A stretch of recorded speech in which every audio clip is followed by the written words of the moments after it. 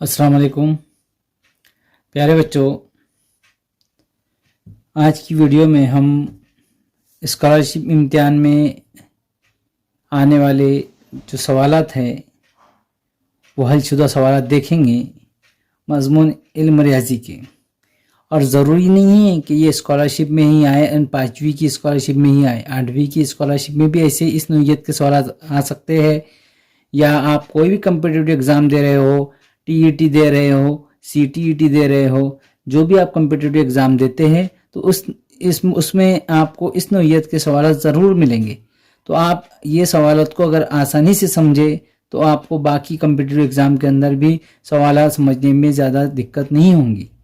तो आइए शुरू करते हैं। हम सवाल नंबर 1 है, कॉस में है 15/7 जमा 6/7 मनफी 2/7 कॉस बन मनफी 4/7 बराबर कितना होगा।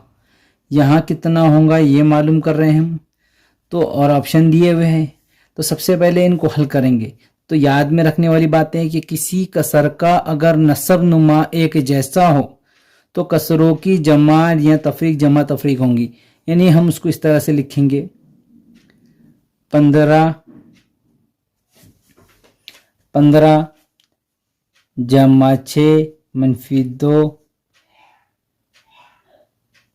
पहले ये कॉस हल करेंगे और 7 जैसे कि वैसे रहेंगे और मनफी 4/7 जैसे कि वैसे रखेंगे। 15 और 6 21 मनफी 2/7 मनफी 4/7 जैसा कि वैसा होगा। हम उसको 21 में से 7 गए तो 19/7 मनफी 4/7 इस तरह लिखेंगे। 19 में से 4 मनफी हो जाएंगे यानी तफरीक हो जाएंगे तो बचेंगे 15/7 यानी कि जवाब होगा 15/7। ऑप्शन नंबर 3 जवाब होगा इसका 15/7। और याद रखने वाली बात यह है कि आपको इस नौइयत के सवाल हो तो पहले आपको किसी भी सवाल के अंदर 4 अमल में तफरीक, ज़रब, तफरीक, जमा, ये 4 अमल हर सवाल के अंदर आते हैं। इसमें से कुछ कोई अमल आता है, कोई नहीं आता है।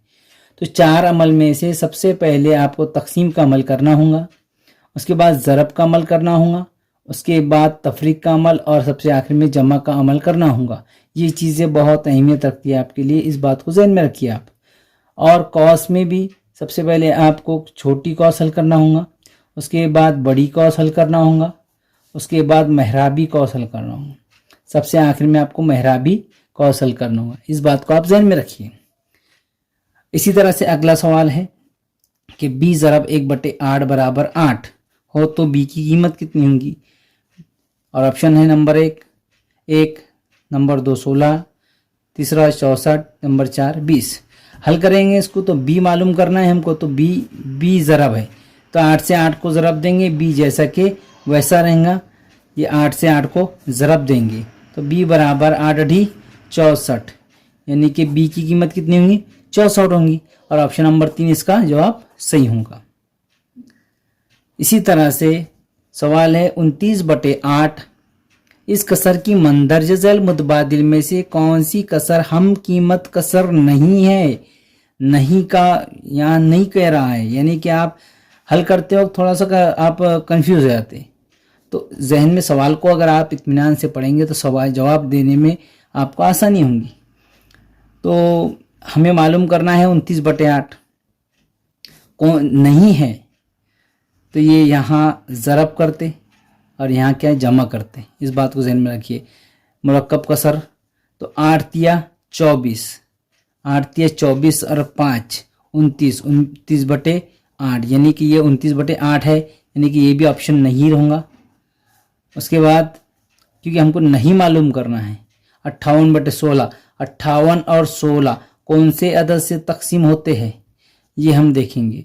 तो दोनों 4 से तकसीम होते, 4 से तकसीम होते हैं, या ये दोनों जो है तो 4 से नहीं बल्कि 2 से तकसीम होते हैं। 2 8 16 और ये 29, ये 2 1 2 2 2 2 2 1 2 2 4 और 2 9 18 यानी 29/8। ये भी 29/8 आ रहा, यानी कि ये भी ऑप्शन सही नहीं है। 8 तिया 24, 24 और 6 24, 8 तिया 24 और 6, 24 और 6 30, 30/8, यानी कि ये गलत होगा। यानी कि ये कसर हम नसब हम कीमत कसर नहीं होंगी। ऑप्शन नंबर 3 इसका, ऑप्शन नंबर 3 ये सही होगा। अगर इसको हल करें तो सिफर है सिफर कैंसल, ये 29/8 होगा। यानी कि इसका भी 29/8 है और इसका भी 29/8 है और इसका भी 29/8 है। और हमें जो हम कीमत कसर नहीं है वो मालूम करना थी, इसीलिए ऑप्शन नंबर 3 इसका सही जवाब होगा। इसी के साथ हम सवाल नंबर 4 देखेंगे। सवाल नंबर 4 में ये कहा गया है कि अगर 4/3 जमा 4/3 जमा 4/3 जमा 4/3 जमा 4/3 जमा 4/3 बराबर कितना होगा। हमने इससे पहले सवाल में ये देखे, सवाल नंबर 1 में, कि अगर किसी कसर का नसब नुमा जमा या तफरीक करते वक्त अगर एक जैसा हो तो शुमार कुनिंदा की जमा करते, यानी कि ऊपर 4 जमा 4 जमा 4 जमा 4 जमा 4 जमा 4, 1 2 3 4 5 6, 6 बार 2 2 4 2 6, 6 दफ़ा है। नीचे 3 एक ही बार लिखेंगे। 4 1 4 4 2 8 4 3 12 4 चौक 16 4 5 20 4 6 24, 24/3 हम इस तरह से लिखेंगे इसको। 3 के बारे में 24 आते, 3 1 3 3 8 24, यानी कि उसका जवाब होगा 8। सवाल नंबर या ऑप्शन नंबर 4 इसका सही जवाब होगा। इसी तरह से सवाल नंबर 5 है, दर्ज झैल से गलत रुकन पहचानिए। तो गलत रुकन मालूम करने के लिए सबसे पहले पहला ऑप्शन हल करेंगे। पहला ऑप्शन हल करेंगे तो 7 ज़रब 7 7 ज़रब 8, कि मैंने आपको क्या कहा कि तकसीम का अमल पहले करते, फिर उसके बाद ज़रब का, उसके बाद तफरीक का और जमा का, फिर आखिरी में जमा का। यहाँ तकसीम का अमल नहीं है तो तकसीम का नहीं, तो फिर पहले ज़रब का करेंगे। तो इसीलिए 7 8 56, तो 7 8 56 जमा 4 बराबर 60, ये 60 बराबर है। यानी कि ये गलत नहीं है, ये सही है। यानी कि ये ऑप्शन में हमें गलत रुकना चाहिए, इसीलिए ऑप्शन गलत होगा। फिर उसके बाद अगर हम लेंगे तो ऑप्शन नंबर 2 27 बटे लेंगे, तकसीम बोले 3 ज़रब 3 बराबर 9, 3 तिया 9, यानी कि 27/9 बराबर 9, 9 से 9, ये 9 9 1 9 9 तिया 27, यानी कि 9 3 तिया 9, 3 तिया 9 होंगे। तो हम इसको इस तरह से लिखेंगे 27/3 तिया 9। हमें जवाब आना चाहिए 9, हमें जवाब मिलना चाहिए 9। तो 9 1 9 9 तिया 27, हमें जवाब कितना यहाँ आ रहा है, या 3 आ रहा, यानी कि ये गलत रुकन ये है। गलत रुकन होगा नंबर 2, दूसरा इसका जवाब सही होगा। ये अगले भी हल करके देख लेंगे हम। 18 में 18 मनफी 13, यानी कि 5 जमा 5 बराबर 10, यानी कि सही रुकन है। फिर उसका 16 और 5 21, यानी कि 21 मनफी 12, 21 में 12 गए 9, यानी कि इसका भी जवाब 9 आ रहा है, इसका 10 आ रहा है, इसका 60 आ रहा, मगर इसका 9 नहीं आ रहा, क्योंकि 3 तिया 9 9 तिया 27, हमको 3 जवाब आना चाहिए था, मगर यहाँ 9 आ रहा। गलत रुकन होगा नंबर 2। इसी तरह सवाल नंबर 6 है। सवाल नंबर 6 को वही तरीके से, ये उसूल आप जहन में रखिए तो आसानी से आप कोई भी सवाल को हल कर सकते हैं। तो पहले तकसीम का, फिर ज़रब, फिर तफरीक, फिर जमा, ये अमल आपको करना होगा। अब यहाँ सबसे पहले इसकी ये ज़रब करेंगे, फिर ये ज़रब करेंगे, फिर तफरीक करेंगे और आखिर में जमा करेंगे, यही तरीके से। तो सवाल दिया हुआ है कि 7 ज़रब 5, यानी 7 पंजे 35, मनफी 2 तिया 6 जमा 4, जैसे वैसे इनकी तफरीक करेंगे।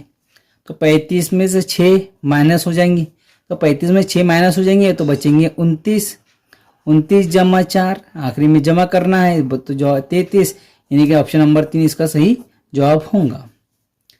इसी तरह से सवाल नंबर 7 है कि हल कीजिए 27 तकसीम 3 जमा 6 ज़रब 5।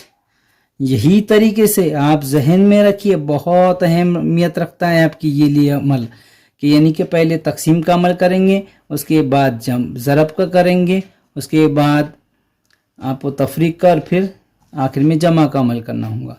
तो 3 का 3, यानी कि हम हल करेंगे तो 27 तकसीम 3 जमा 6 ज़रा 5, 3 का 3, 3 तिया 9, 3 9 27, और 3 9 जमा 6 पंजे 30, 6 पंजे 30, क्योंकि जमा का अमल आखिर में कर रहा है यहाँ। पहले तकसीम का अमल कर लिया हमने, फिर उसके बाद ज़रब का अमल करें, फिर आखिर में यह तफरीक का अमल नहीं है, इसीलिए नहीं, उसका जमा का 5 छक्का 30, 9 30 और 9 39, यानी कि जवाब नंबर ऑप्शन नंबर 3 इसका सही जवाब होगा। इसी तरह से सवाल नंबर 8 है। ये नोयत के सवालात बहुत ज़्यादा आपको एग्ज़ाम के अंदर देखने के लिए मिलेंगे। इस वीडियो को आप आसानी से इत्मीनान से समझने की कोशिश कीजिए तो आपको समझ में आएगा कि सवालात किस तरह से हल किए जाते हैं। अब इसी तरह से सवाल नंबर 8 है कि एक डिब्बे में 15 किलोग्राम 500 ग्राम चावल भरने पर 10 डब्बों में कितने चावल समाएंगे। ऑप्शन दिए हुए हैं 115 kilo, number 2 155 kilo, number 3 1150 kilo और नंबर 4 है 150 किलो। तो इसको हल करते वक्त ज़हन में रखिए कि एक डिब्बे में 15 किलो यानी 15,000 ग्राम में तब्दील करेंगे उसको, 15,500 ये एक डिब्बे में। तो हमको कितने डिब्बे चाहिए, 10 डिब्बे, 10 डिब्बे। तो 10 डिब्बे बराबर यहाँ ज़रब करेंगे तो हो जाएंगे 1,55,000 ग्राम। अब इसको किलोग्राम में तब्दील करने के लिए 1000 से तकसीम करेंगे। एक बात ज़हन में रखिए आप, किलोग्राम में तब्दील करने के लिए 1000 से तकसीम किया जाता है। तो ये 3 सिफर से ये 3 सिफर कैंसिल हो जाएंगे तो बचेंगे 155 किलोग्राम, यानी 155 किलो, जो ऑप्शन नंबर 2 इसका सही जवाब होगा। इस तरह से हम क्या करते, इस ऐसा सवाल देख लिए, इस नोयत का थोड़ा कंफ्यूज हो जाते। इत्मीनान से सवाल को समझिए तो आप अगर सवाल को समझे तो आपको जवाब हल करने में कोई दिक्कत नहीं होगी, कोई परेशानी नहीं होगी। अब सवाल है कि 70 हेक्टोग्राम बराबर कितने ग्राम। तो 70 हेक्टो, एक आप ध्यान में रखिए कि 70 हेक्टो, और ऑप्शन दिया हुआ है कि 7, नंबर 2 70,000, नंबर 3 700, नंबर 4 7,000। तो 1 हेक्टोग्राम में 100 होते, 1 हेक्टोग्राम में 100 ग्राम होते, 1 हेक्टो में 100 होते, तो हमको कितना मालूम करना है, 70 मालूम करना है। 1 हेक्टो, 1 हेक्टो, 1 हेक्टोग्राम में 100 ग्राम होते हैं, ध्यान में रखिए आप। तो 1 हेक्टोग्राम में जब 100 ग्राम होंगे तो 70 हेक्टोग्राम में 7,000 होंगे। ऑप्शन नंबर 4 इसका सही जवाब होगा।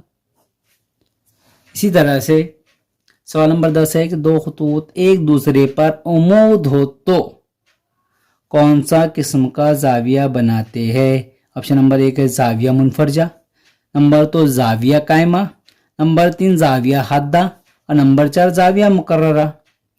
तो अब आप तो अच्छी तरह से जानते हैं कि अब कौन सा जाविया उमूद है, जहाँ उमूद का लफ्ज आ गया तो वहां इस बात को आप ज़हन में रखिए कि वहां कभी भी कायमा जाविया बनेगा। उमूद इस तरह से, ये उमूद 2 खत है, 2 खत ये बन गए उमूद। यहां बनने वाला जो जाविया है वो 90 दर्जे का होगा, यानी कि कायमा जाविया होगा। इस बात को चाहे वो इस तरह से लो आप या इस तरह से लो, आप किसी भी तरह से ले सकते हैं आप। बनने वाला यहाँ हो या यहाँ हो या यहाँ हो या यहाँ हो, कहीं भी हो जाविया 90 दर्जे का ही होगा। इसी तरह से यानी कि ऑप्शन नंबर 2 इसका सही जवाब होगा, जाविया कायमा। इसी तरह से सवाल नंबर 11 है कि दायरे का निस्कुत्र 2.5 सम है। हम एक दायरा बनाएंगे, ये दायरा है, ये दायरे का मरकज है, ये दायरे के मरकज से 2.5 सम इसका निस्कुत्र है। निस्कुत्र बोल रहा है यानी कि आधा, 2.5 सम। और वित्र कोई भी कहीं भी ले सकते हैं आप, ये वित्र यहां से ले लो, ये वित्र 3 सम है, 3 सम है। तो दायरे के सबसे बड़े वित्र की लंबाई क्या होंगी, इस बात को ज़हन में रखिए कि दायरे का जो कुत्र है, दायरे के कुत्र को हम वित्र कह सकते हैं, और जो दायरे का जो कुत्र होता है वो दायरे का सबसे बड़ा कुत्र होता है, यानी वित्र होता है। जो सबसे बड़ा कुत्र होगा, दायरे का जो कुत्र होगा वो सबसे बड़ा वित्र होगा। यानी 2.5 और ये 2.5 दोनों की जमा करेंगे, यानी कि 2.5 जमा 2.5 बराबर हो जाएंगे 2.5 सम। क्योंकि हम कुत्र को वित्र कह सकते हैं मगर वित्र को कुत्र नहीं कह सकते। ये वित्र ऐसा भी होता है, वित्र यहाँ भी आ सकता, वित्र यहाँ भी आ सकता, मगर जो सबसे बड़ा वित्र होता है वो दायरे का कुत्र होता है।